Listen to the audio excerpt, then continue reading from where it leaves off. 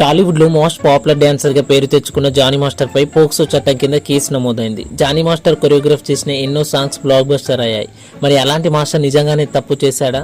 అసలు Johnny master పై case ఎవరు పెట్టారు, ఎందుకు పెట్టారు? మరి ఇలాంటి ఎన్నో విషయాల గురించి ఈ వీడియోలో తెలుసుకుందాం. అది తెలుసుకునే ముందు మీరు మన ఛానల్ ఇప్పుడే చూస్తున్నట్లయితే సబ్స్క్రైబ్ చేసుకోండి.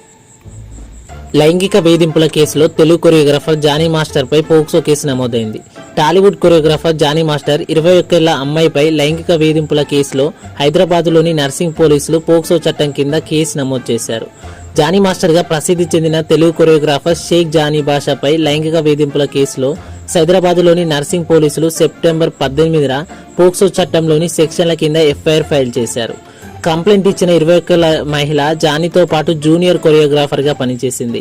6 సంవత్సరాలుగా తమ అవుట్డోర్ షూట్లలో మరియు తన నివాసంలో తనపై లైంగిక వేధింపులకు పాల్పడినట్లు పోలీసులకు కంప్లైంట్ చేసింది. నేషనల్ అవార్డు విన్నర్ కొరియోగ్రాఫర్ అయిన జానీ మాస్టర్ పై ఐపీసీలోని 376 లైంగిక వేధింపుల శిక్ష, 506 నేరపూరిత బెదిరింపు మరియు 323 స్వచ్ఛందంగా గాయపరిచినందుకు శిక్ష సహా పలు సెక్షన్ల కింద కేసు నమోదు చేశారు. మహిళా కొరియోగ్రాఫర్ మైనర్ గా ఉన్నప్పటి నుంచే 16 సంవత్సరాల వయసులో ఉన్నప్పుడే ఆమెను అబ్యూజింగ్ చేయడం స్టార్ట్ చేశాడని ఐడెంటిఫై చేసిన తర్వాతే పోలీసులు పోక్సో కేసు యాడ్ చేశారు. హైదరాబాద్ పోలీసులకు ఎఫ్ఐఆర్ నమోదు చేసిన తర్వాత బాధితురాలు తనకు ఎదురైన కష్టాలను సాక్ష్యాధారాలతో సవివరంగా వివరిస్తూ తెలంగాణ రాష్ట్ర మహిళా కమిషనర్ కు 40 పేజీల లిఖిత పత్రాన్ని సమర్పించింది.